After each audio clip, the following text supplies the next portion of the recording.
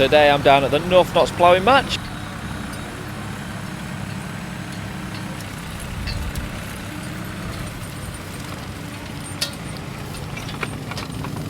And we've got John Crowther, who has just competed for England in the European ploughing matches, and he won the overall championship.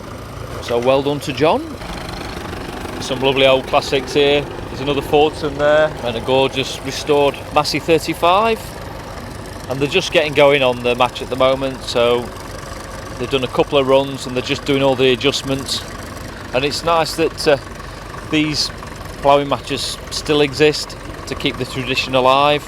I'm just going to wind it up and lift her out.